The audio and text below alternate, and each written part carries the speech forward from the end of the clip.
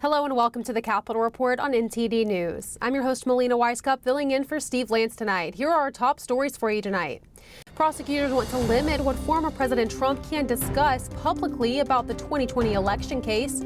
How's Trump team responding as he braces for a fourth possible indictment? House Judiciary Committee Chairman Jim Jordan claiming the FBI lied about the Hunter Biden laptop story. The Congressman posts a series of documents on X that he says substantiate this claim. COVID-19 vaccine critic and Democrat presidential candidate Robert F. Kennedy Jr. sues Google. We have details about his new lawsuit. So what should former President Trump be able to tell the public about the 2020 election indictment? His legal team weighs in today on the Justice Department's attempt to limit what he can talk about. NTD's Iris Tao has more. Former President Trump today officially responded to an attempt by the Justice Department to try to clamp down what he can share about details in the 2020 election case. In this 29-page court document filed just this afternoon, Trump's legal team wrote that, quote, the government requests the court restrict all documents produced by the government, regardless of sensitivity, contrary to established law and President Trump's First Amendment rights. And Trump's team says they're now proposing a narrower order, which would, quote, shield only genuinely sensitive materials from public view. The latest response from Trump's legal team comes after federal prosecutors requested a protective order, which would have restricted what Trump and his legal team can share about the 2020 election case when it comes to witness interviews as well as grand jury materials. And prosecutors argue that Trump could share about details in the case and have a chilling effect on potential witnesses. They cited a Truth Social post by Trump last Friday, which read, "If you go after me, I'm coming after you."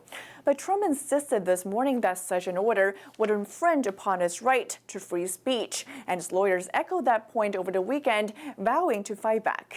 Watch. The press and the American people in a campaign season have a right to know what the evidence is in this case, provided that this evidence is not protected otherwise. But for whatever reason, these lawyers on the prosecution team want to keep that from the press. Meanwhile, Trump lashed out at the DOJ this past weekend, saying in a rally that this whole indictment was an attempt to silence him. And it is an outrageous criminalization of political speech. They're trying to make it illegal to question the results of an election. And now all eyes are on the judge in charge of this case, and Judge Tanya Chutkan, who will be deciding whether to grant one side's request or not. And of course, there also remains to be seen how much the public will be able to learn about the case through former President Trump. Reporting from Washington, D.C., Iris Tao, NTD News. And did the FBI lie about meeting with social media companies over the Hunter Biden laptop story? That's what House Judiciary Chairman Jim Jordan claimed in a series of posts on X, formerly known as Twitter. The Congressman posted a document that describes a meeting between FBI agents and representatives of Twitter and Facebook over the Hunter Biden laptop story. The meeting took place in October of 2020 when the story first broke. One of the posts reads, "When Twitter asked if the laptop was real, an FBI agent said yes.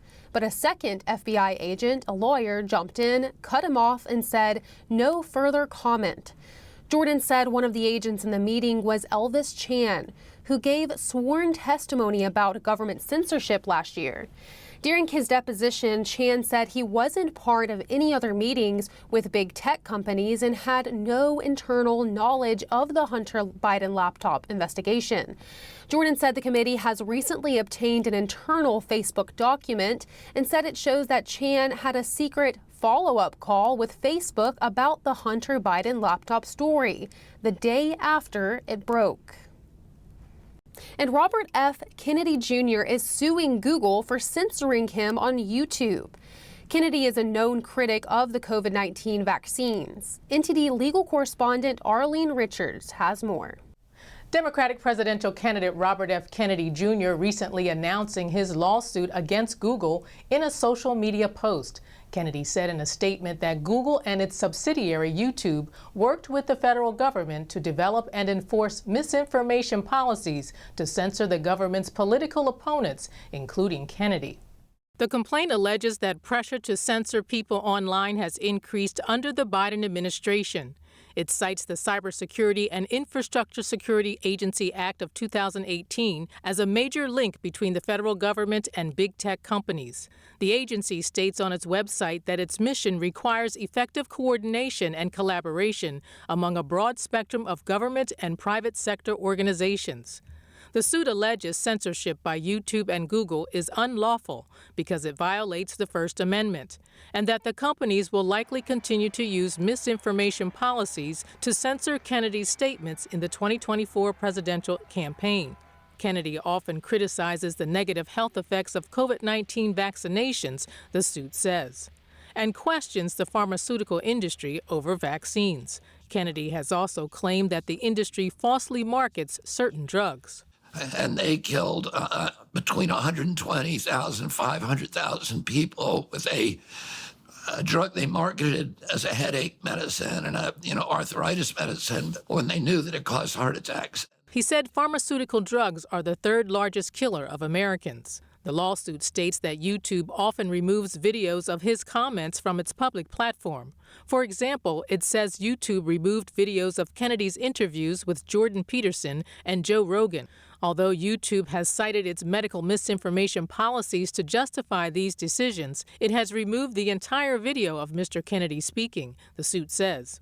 And it says the platform has removed all of his comments about the environment, such as efforts to clean up the Hudson River. During his interview with Joe Rogan in June, Kennedy talked about the Hudson River. And I went to work for commercial fishermen on the Hudson River. We began suing polluters. They purchased a patrol boat and began patrolling the river, and we sued. While I was there, we sued over 500 polluters.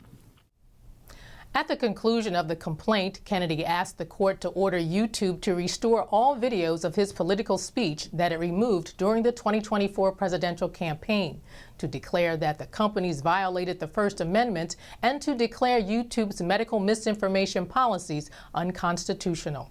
And moving on to some military news, naval maneuvers off the coast of Alaska.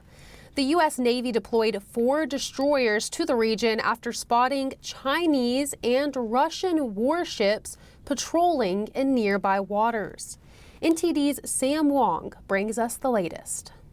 A joint naval operation conducted by 2 major U.S. adversaries kicked off right on Alaska's doorstep. 11 warships from China and Russia were discovered patrolling near the southwestern coast of Alaska last week. The U.S. Navy soon mobilized aircraft and 4 destroyers, shadowing them out of the region. Alaskan Senator Dan Sullivan called the scope of the joint Chinese-Russian operation unprecedented and concerning. He added that the U.S. has entered a new era of authoritarian aggression led by Beijing and Moscow. Sullivan also called on Washington to increase the U.S. military presence near Alaska. The vessels came close to the Aleutian Islands but remained in international waters. The U.S. Northern Command said that the joint drill wasn't a threat and had been expected for several weeks. Darren Gobb, an international military strategist, told NTD that this happened because of incompetent U.S. leadership. Well, I think this moment is chosen because of this administration. If I were them, putting myself in their shoes, I would look at a weak administration and say, now's the time to do something, whatever that may be. The exercise wasn't an isolated incident. Last September, the U.S. Coast Guard discovered 7 Chinese and Russian warships near Alaska. Beijing and Moscow have ramped up their alliance since Russia launched its full-scale invasion of Ukraine last year. Sam Wong, NTD News. Moving to the disputed South China Sea, Washington is reiterating its support for the Philippines after China fired a water cannon at a Philippine ship on Saturday. Washington warns it will defend its longtime ally in the South China Sea or elsewhere. Encountering China is a phrase that we hear a lot in the halls of Congress from both parties. It is a bipartisan issue, but is the talk backed up with solid action? We hear from a retired lieutenant colonel of the U.S. Marine Corps Reserves, Tommy Waller, who's now the president of the Center for Security Policy. I want to ask you, if we really want to counter China, actually want to counter China, not just say we're doing it, where do you think money should go to do that? Well, unfortunately, Melina, right now, in terms of the Biden administration, when they say they want to counter China, I don't believe them at the moment. I don't see any actual effort on the part of the executive branch to truly do it. I mean, I'll give you one case in point. If we wanted to make investments when it comes to decoupling from China, probably the single fastest, most urgent thing we need to do is in relation to the U.S. electric grid. This country cannot function without electricity. And so the previous administration had passed an executive order that would help decouple us from importing massive Chinese transformers, for example. The Biden administration's first day in office, they suspended that executive order and they opened the floodgates to that type of investment in China. So as far as my personal professional opinion is the current administration is all talk, no action. When it comes to countering China, absolutely. We need to decouple. We got to stop investing, right? And that's a huge area. Wall Street right now, elite capture. You have so many political and economic leaders that are captured by the Chinese Communist Party when it comes to their influence. And that's got to end if we really want to get serious about contending with this global threat of the Chinese Communist Party. We, of course, know there is some disagreement, particularly over cultural issues in the military. Republicans want to strip funding from certain things like abortion, diversity and inclusion, training programs, transgender medical care, things like this. How do you view this effort? How do you think it affects the military? Well, I really have to applaud those elected leaders, regardless of what political party they're in, who want to focus on war fighting and focus on military readiness. And the reality is those priorities that you just listed out, that the Biden administration has been so enthusiastically pushing onto the ranks of our military, not only do they not have anything to do with military readiness or combat proficiency, but in fact, in many ways, they will degrade from it. We had Congressman Corey Mills from Florida, who recently talked about the recruiting crisis, 25,000 deficit in recruiting this past year. That's a direct result from the Biden administration's failed policies as it pertains to the U.S. military. So there's a recruiting issue you just mentioned, but there's another ongoing issue going on. I'm not sure how much of an effect this will have on the military. People say different things depending on which political party you lean towards. That is Senator Tuberville's holdup of the military nominations. Do you think there are consequences for this? Now, he's doing this over the abortion policy in the Pentagon. He wants to strip funding, strip a policy that allows service members to travel over state lines to get an abortion. That policy you just referenced, that's a violation of the law. And you see, what the senator has recognized is that these general officers, they've got to be put on notice about the necessity that they follow the law. You know, Melina, that's exactly what this whole vaccine mandate was about. When Representative Corey Mills talked about the 25,000 recruiting deficit, that included over 8,600 members that were purged from the service for not violating the law.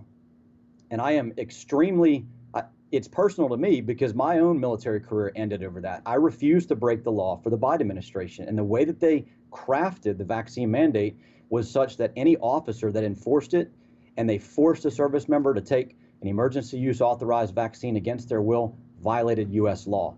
And Tommy, you had just mentioned the priorities. You were talking about the vaccine mandate in particular. This was a top priority, of course, for the Biden administration and the Pentagon recently, and you were affected by that as well. I want to ask you about your perspective on the the priorities of those policies and how they affect certain military operations. For instance, you mentioned the Afghanistan withdrawal.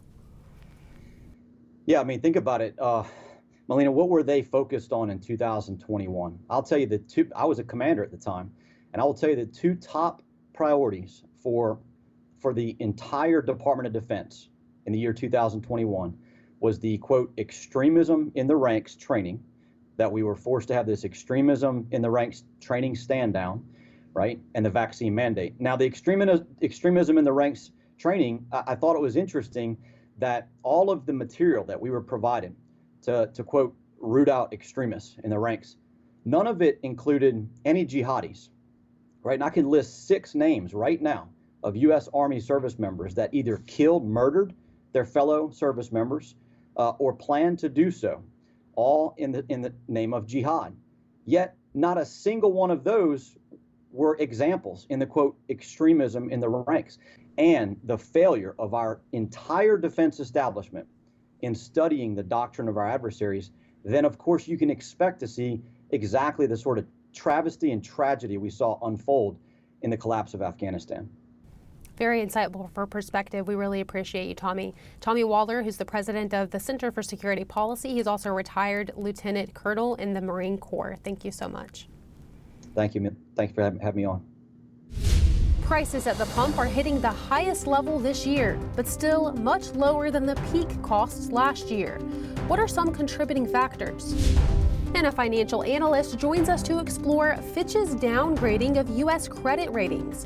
What was the reasoning behind such a move, and what impacts does it have? President Biden joking about his age as he welcomes the Houston Astros to the White House. What he says about others calling him past his prime.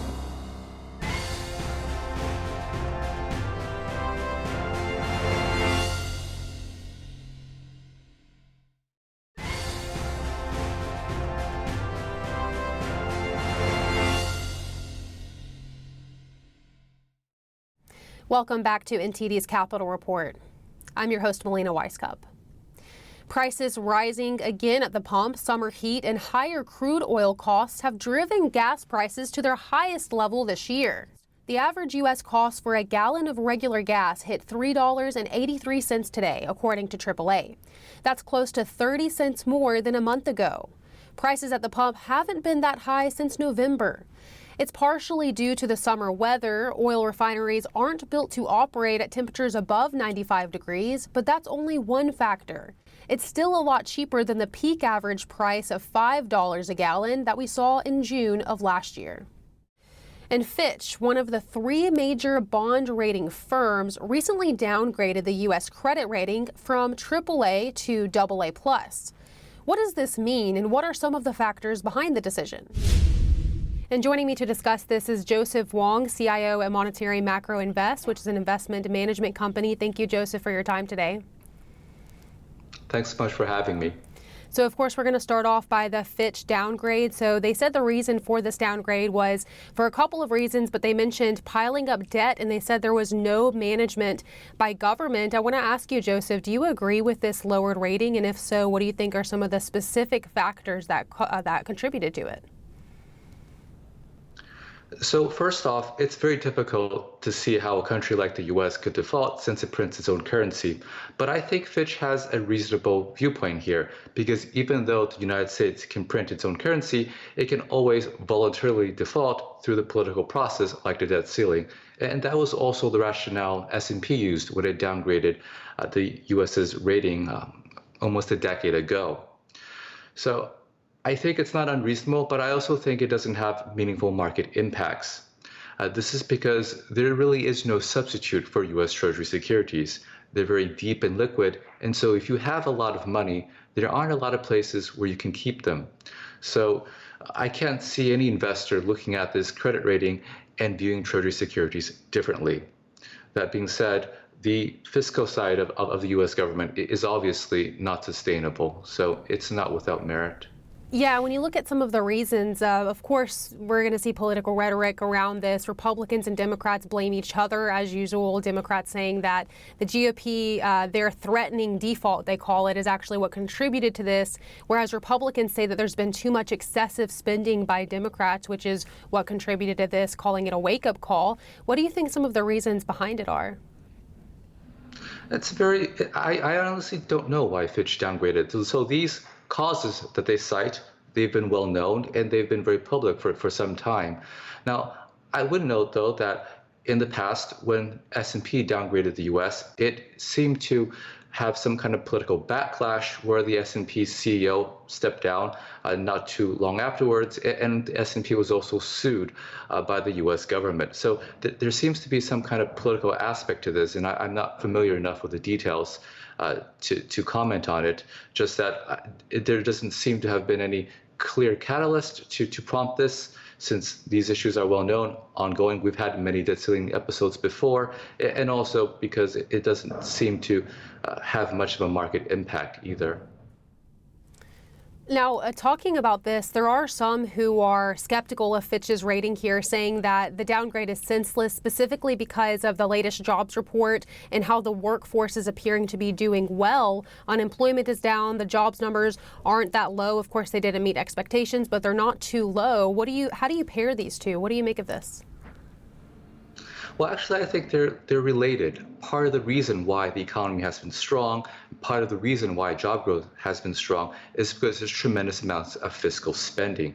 Now, I'll give you some numbers here. So comparing year to date, this year compared to last year, we're actually receiving 11% less tax revenue this year, this period compared to last, and we're spending 10% more. So there's tremendous amounts of deficit spending in the economy that's very supportive of job growth and economic growth in general. But of course, the side effect of that is that we have higher inflation, which we see, and this is not a sustainable thing. You can't continue to spend forever. And so as a result, ratings agencies will begin to take notice. And with that being said, Joseph, I want to ask your perspective. How do you see our economic future? What is the outlook that you have right now? Do you think that we'll be able to recover from this high inflation and, we're coming back from the COVID lockdowns? Do you think that we're on a path to recovery, or do you think we're going in the wrong direction? What's your perspective? I think getting inflation under control will be very difficult. When I think back to what happened in the 1970s and 80s, it was an all-of government approach. You had the central bank hiking rates, but you also had Congress spending less money. Right now, we have the Fed trying to get inflation under control by hiking interest rates. And that's helping, but that's only part of the problem.